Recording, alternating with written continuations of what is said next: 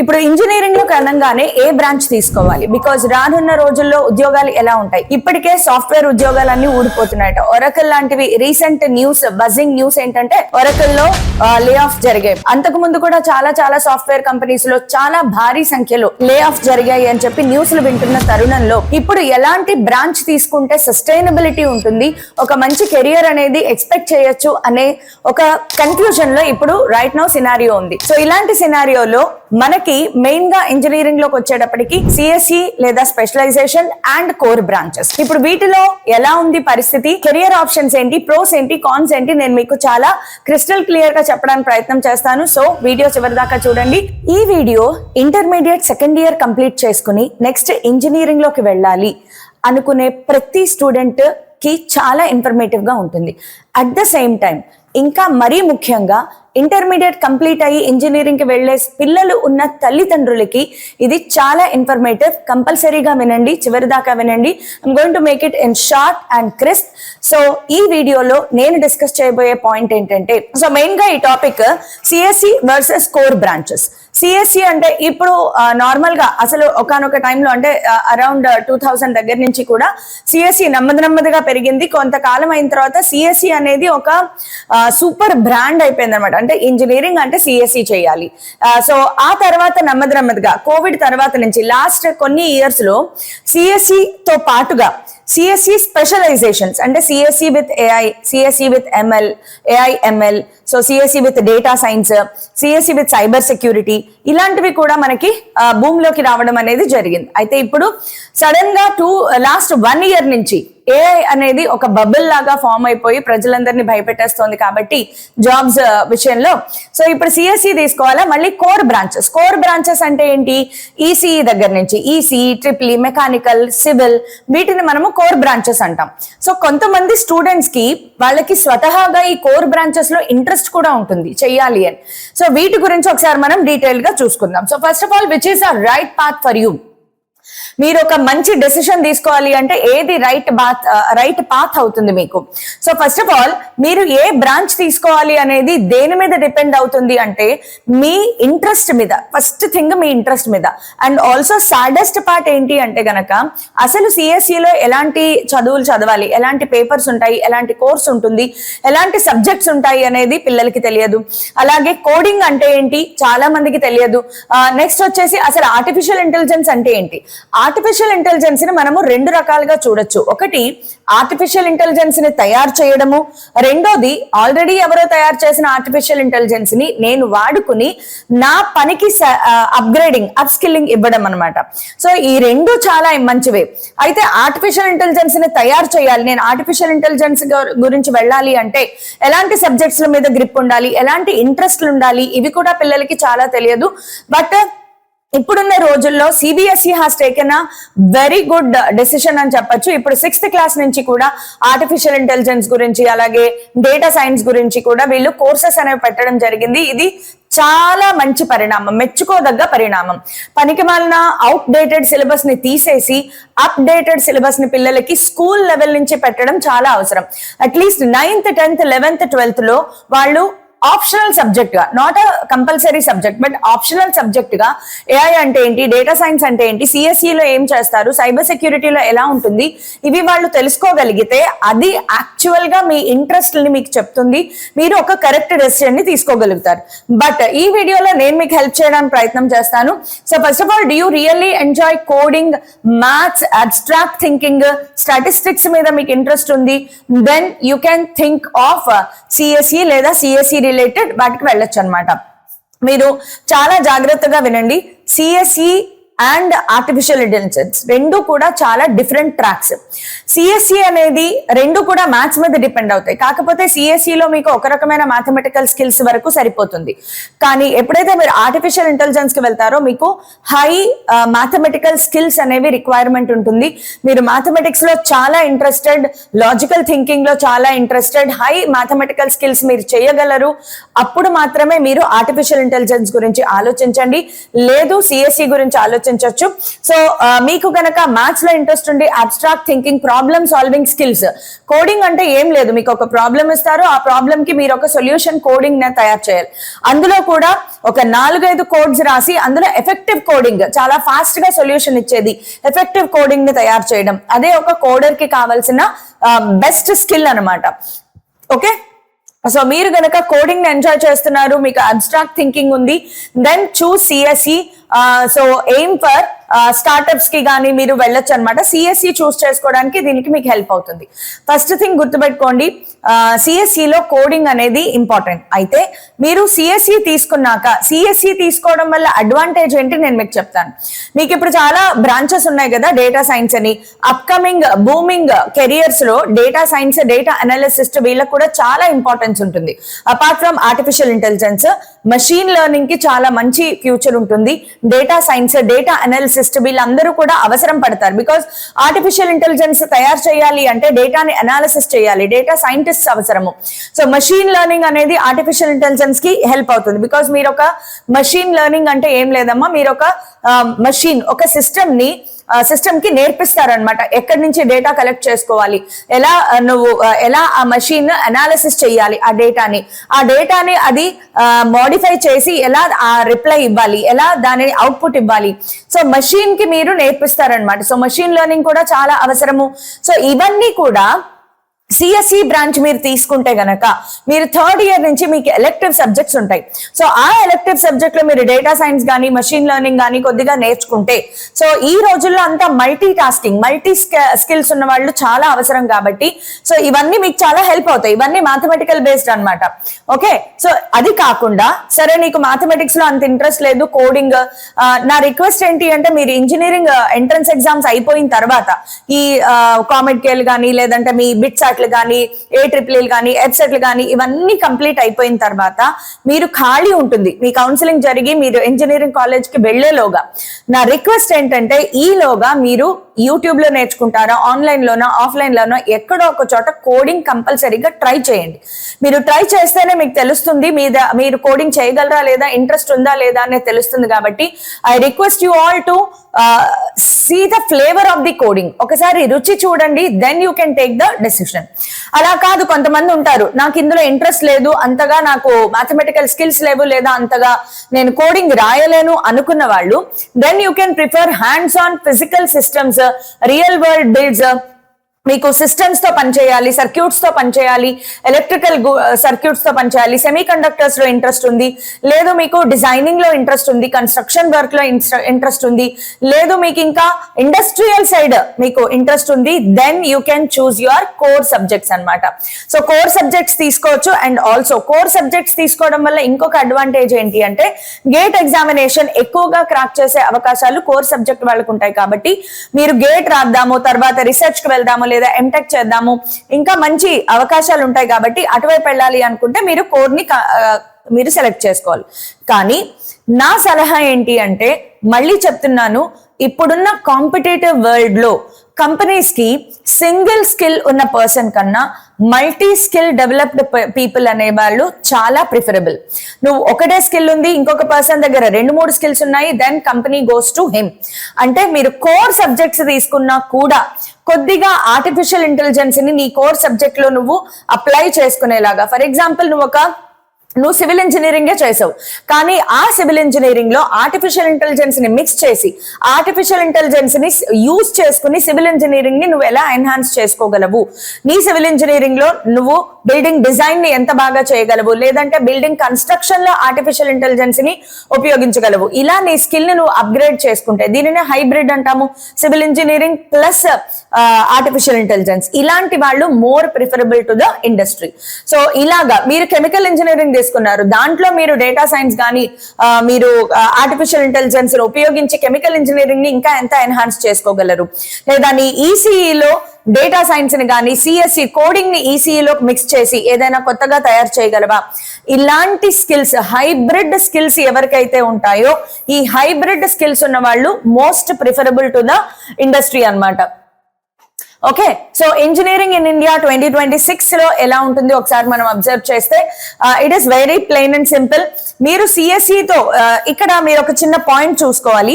మీరు CSE and core industry అంటే EC, triple mechanical, వీటి వైపు CSE, triple mechanical core subjects చూసుకుంటే ఇనీషియల్ ప్లేస్మెంట్స్, ఎర్నింగ్స్, అలాగే ద సాలరీస్ ఇవన్నీ కూడా సిఎస్ఈ వాళ్ళకి చాలా లుక్రేటివ్ గా ఉంటాయి, చాలా అట్రాక్టివ్ గా పెద్ద పెద్ద సాలరీస్ ఉంటాయి అనమాట.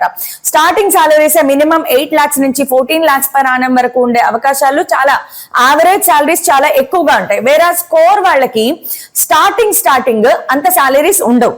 సో ఇప్పుడు కోర్ సబ్జెక్ట్ వాళ్ళకి సాలరీస్ తక్కువ ఉంటాయంట, సిఎస్ఈ అండ్ స్పెషలైజేషన్ చేసిన వాళ్ళకి సాలరీస్ ఎక్కువ ఉంటాయంట. మరి ఏది కన్సిడర్ చేయాలి? అలాగే ఇంకొక పాయింట్ నేను ఇక్కడ స్ట్రెస్ చేద్దాం అనుకుంటున్నాను. సిఎస్ఈ లో చేసిన వాళ్ళు అంటే ఈ programming, coders, software side CSE వేరు, మళ్ళీ ఐటీ వేరు. ఓకే, సో సిఎస్ఈ, ఐటీ ఈ రెండు సెక్టార్స్ లోనూ జాబ్స్ పోతున్నాయంట. మరి ఇప్పుడు ఎలాగా అంటే మీరు కాయిన్ కి ఒక సైడ్ చూస్తున్నారు.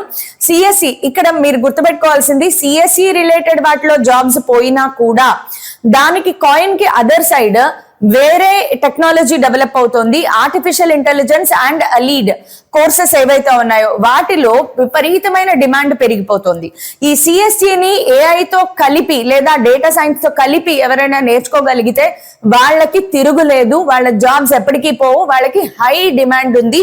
దాదాపుగా అకార్డింగ్ టు ఆ సర్వే 1.3 million జాబ్స్ రిక్వైర్మెంట్ ఉంది. రాబోయే రోజుల్లో 1 million జాబ్స్ క్రియేట్ అవ్వబోతున్నాయి. సో ఎవ్వరూ డిసప్పాయింట్ అవ్వక్కర్లేదు, నేను సిఎస్ఈ తీసుకుంటే నా జాబ్ ఏమైపోతుందో అని. జస్ట్ గో ఫర్ హైబ్రిడ్, సిఎస్ఈని మిక్స్ చేసి చదవండి, దట్స్ ఇట్, మీకు తిరుగులేదన్నమాట.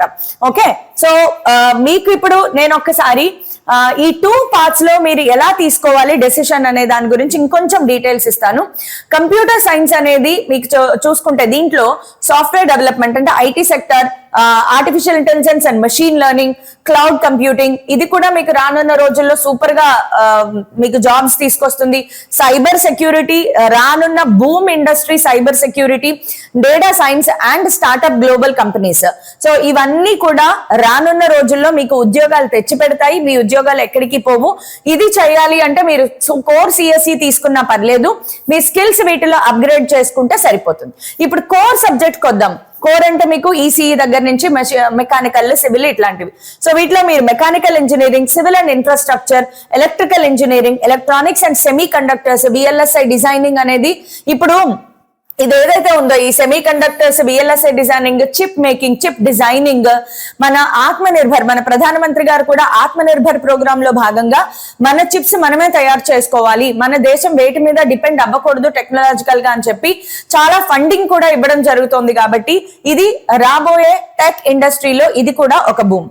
అండ్ తర్వాత గవర్నమెంట్ పిఎస్యూ జాబ్స్ చెప్పాను కదా, కోర్ తీసుకున్న వాళ్ళందరికీ కూడా గేట్ ఎగ్జామ్ క్రాక్ చేయడానికి చాలా ఎక్కువ అవకాశాలు ఉంటాయి. సో ఎక్కువ మంది కోర్ తీసుకున్న వాళ్ళు గేట్ ఎగ్జామ్ రాసి ఐఐటీస్ లో ఎంటెక్ చేయడము, లేదా రీసెర్చ్ వైపు వెళ్ళడము, లేదా గవర్నమెంట్ జాబ్స్ పిఎస్యూలో వాటిలో గవర్నమెంట్ జాబ్స్ కొట్టడము ఇట్లాంటివి జరుగుతూ ఉంటాయి అనమాట. So manufacturing and PLI sector లో కూడా మనకి జాబ్స్ వస్తాయి. సో కోర్ చేసిన వాళ్ళు ఇప్పుడు నా సలహా ఏంటంటే మీరు కోర్ చేస్తున్నా లేదా ప్యూర్ సిఎస్ఈ తీసుకున్నా కూడా గో ఫర్ హైబ్రిడ్. ఎక్కడైనా మీరు ఆర్టిఫిషియల్ ఇంటెలిజెన్స్ ని అప్లై చేయడం అనేది మ్యాండేటరీ, గుర్తుపెట్టుకోండి. Now, what are people actually earning? ఒక్కసారి చూసేద్దాము. సిఎస్ఈ అండ్ ఐటీ సెక్టర్ ఎవరైతే ఉన్నారో, సిఎస్ఈ అండ్ ఐటీ సెక్టర్ వాళ్ళు, సిఎస్ఈ వేరు, ఐటీ వేరు, బట్ కొంచెం మీరు కంపారిజన్ లో చూసుకోవచ్చు. వీళ్ళకి ఫస్ట్ 2 years లోనే 11 LPA దగ్గర నుంచి వెళ్ళిపోతారనమాట. అండ్ నెక్స్ట్ కొంచెం సీనియారిటీ వచ్చే కొద్దీ 22 LPA, 8+ years సీనియారిటీ వచ్చేటప్పటికి 50 LPA, ఇట్లా వీళ్ళ గ్రోత్ చాలా ఫాస్ట్ గా ఉంటుంది, ఎర్నింగ్ చాలా ఎక్కువగా ఉంటుంది. వేరాజ్ ఎలక్ట్రికల్ కి వచ్చేటప్పటికి ఇనీషియల్ గా ఫస్ట్ 2 years లో 6 LPA ఉంటుంది, తర్వాత 3 to 7 years లో 12 LPA అప్రాక్సిమేట్ గా వీళ్ళకి 20 LPA వరకు వెళ్తుంది. ఓకే, వినండి, జాగ్రత్తగా వినండి.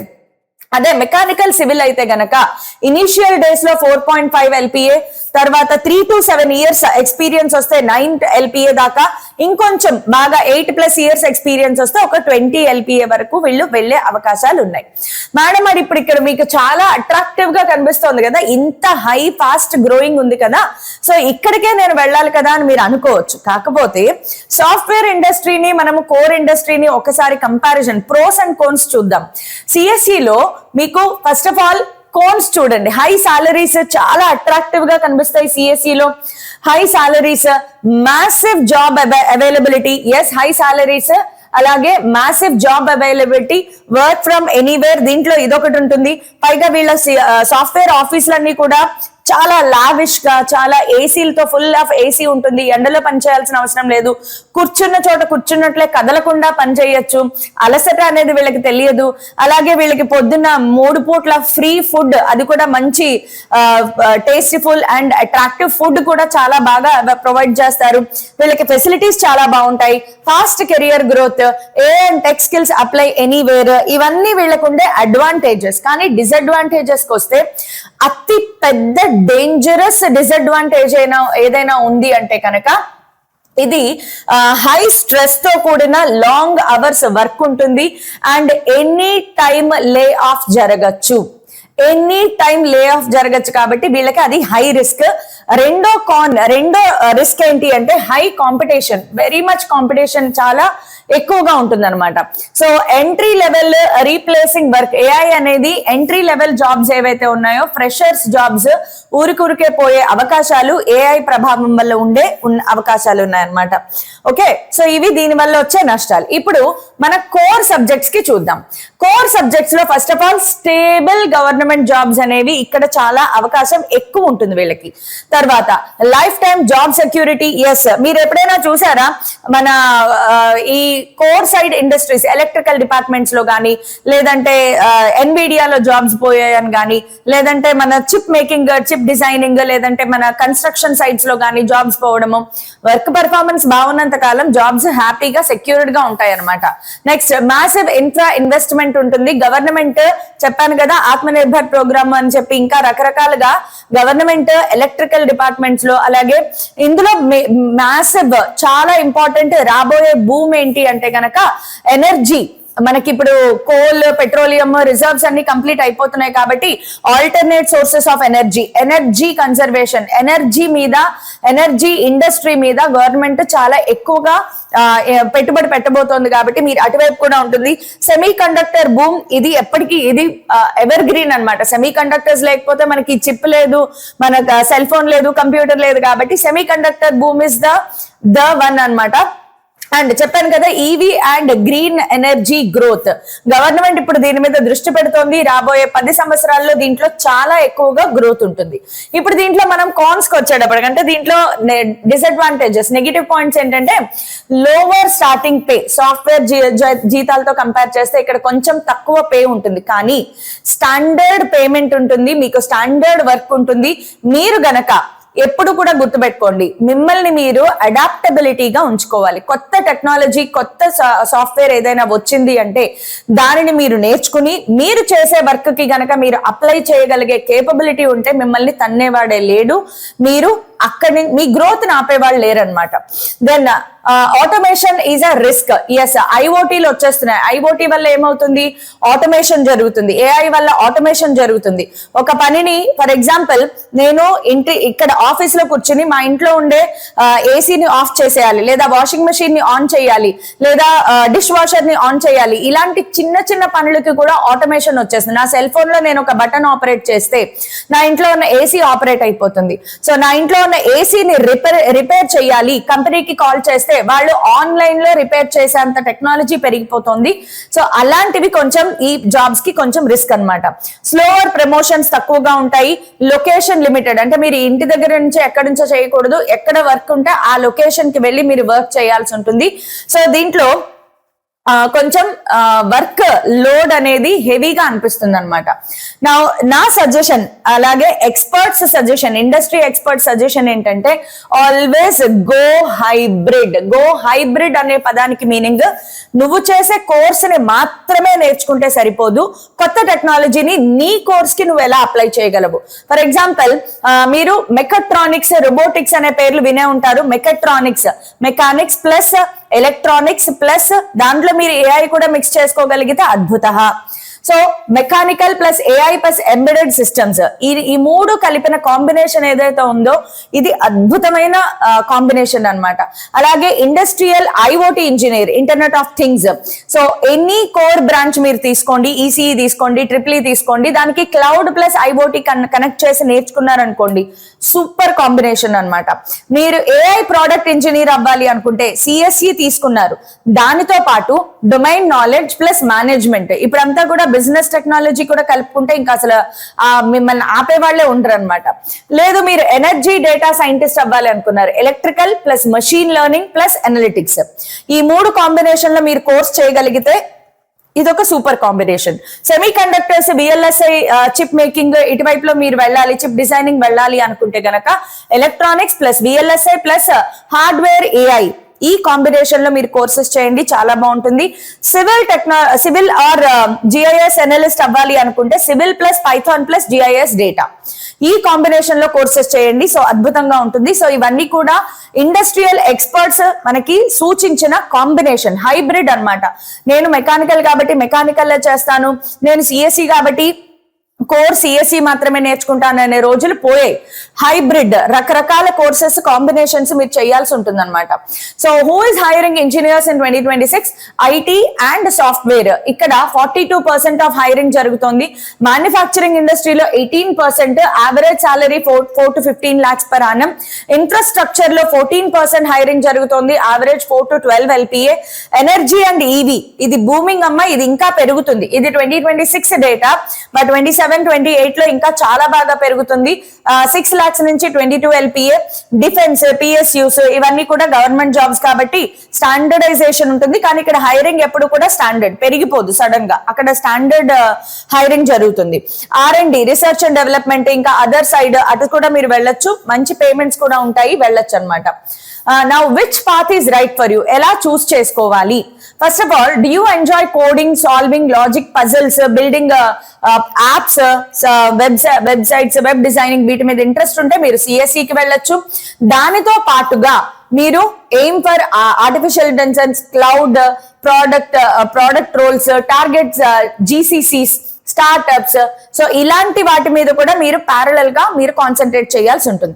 అలా కాదు, you love working machines, buildings and physical systems, electronic circuits, వీటి మీద మీకు ఇంట్రెస్ట్ ఉంటే గనక కోర్ ఇంజనీరింగ్ కి వెళ్ళండి. దానితో పాటుగా వాటితో వెళ్తే మీరు దేనికి ఏం చేయాలి? PSUs, EV sector, infrastructure, PLI manufacturing firms, వీటిలో జాబ్స్ వస్తాయి కాబట్టి ఇక్కడ మీరు కాన్సన్ట్రేట్ చేయొచ్చు. లేదా do you want highest pay and deep domain expertise, then go for hybrid path ఇందాక ఆల్రెడీ చెప్పాను కదా. So 4 things to remember. First of all గుర్తుపెట్టుకోండి, CSC pays more, but it is highly competitive and highly risky area. మిమ్మల్ని మీరు upgrading చేసుకుంటూ skill development లేకపోతే మాత్రం ఇబ్బంది పడతారు. Core engineering is not dying, గుర్తుపెట్టుకోండి, కోర్ ఇంజనీరింగ్ ఎప్పటికీ ఉంటది, అది ఎప్పటికీ పోదు. కాకపోతే కోర్ ఇంజనీరింగ్ చేసే వాళ్ళు మీ స్కిల్ డెవలప్మెంట్ మీద కాన్సన్ట్రేట్ చేయండి. ఏఐ ని మిక్స్ చేసి, డేటా సైన్స్ ని మిక్స్ చేసి ఎలా మీ స్కిల్ ని డెవలప్ చేసుకోవాలి అనే దాని మీద మీరు వర్క్ చేయాలి. Hybrid engineers earn the most, ఇది ద బెస్ట్ పార్ట్ అన్నమాట. మీరు ఏది చేసినా, సిఎస్సి చేసినా, సిఎస్సి స్పెషలైజేషన్ చేసినా, కోర్ సబ్జెక్ట్స్ చేసినా, always remember go for hybrid path. Then your skills matter more than your degree. ఈ మాట ప్రతి ఒక్కళ్ళు చెప్తున్నారు. సో నీ డిగ్రీ ఎంత, నీ సిజిపిఏ ఎంత, దానికంటే ముందు నీ స్కిల్ డెవలప్మెంట్ చాలా ఇంపార్టెంట్.